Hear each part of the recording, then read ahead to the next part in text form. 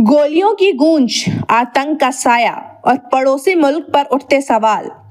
22 अप्रैल 2025 का वो दिन जब जम्मू कश्मीर के पहलगाम की खूबसूरत वादियां दहशत से भर गई।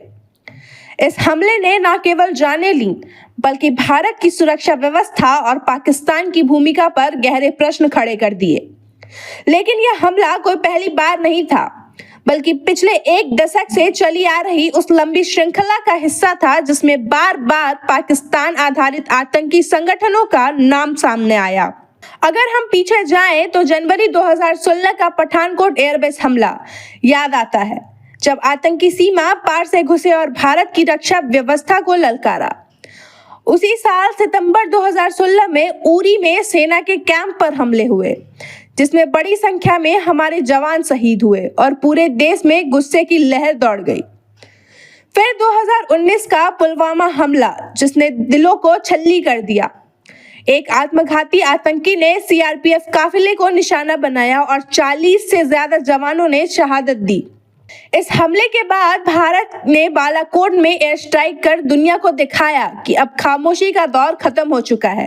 लेकिन इसके बावजूद घाटी में छोटे बड़े हमले जारी रहे। कभी किसी चौकी पर फायरिंग, कभी किसी काफिले पर हमला और कभी आम नागरिकों को आतंकित करने की कोशिश। इसी क्रम में 22 अप्रैल 2025 को पहलगाम का हमला हुआ, जिसने फिर से वही घाव हरे कर दिए, जहां पर्यटकों और आम नागरिकों को गोलियों से भून दिया गया। भारत ने साफ शब्दों में पाकिस्तान आधारित समूहों पर उंगली उठाई और सख्त प्रतिबंधों का ऐलान कर दिया।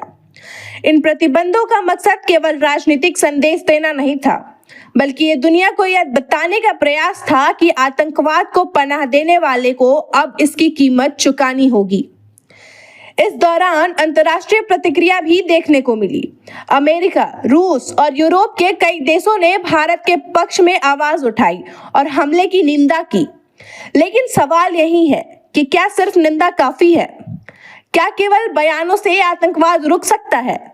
हर बार हमले के बाद आंसू बहते हैं, श्रद्धांजलियां दी जाती हैं और प्रतिबंध लगाए जाते हैं, लेकिन अगले ही साल, अगले ही महीने कोई नई घटना सामने आ जाती है।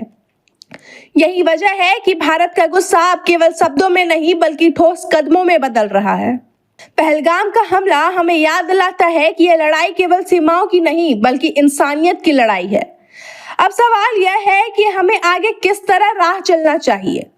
क्या और कड़े प्रतिबंध ही रास्ता है, या अंतर्राष्ट्रीय सहयोग और मजबूत सुरक्षा ढांचा इस जंग को खत्म कर सकते हैं? आप इस बारे में क्या सोचते हैं? हमें अपनी राय कमेंट में जरूर बताएं। खबर का मतलब बवाल न्यूज। हमारे चैनल को सब्सक्राइब जरूर करें।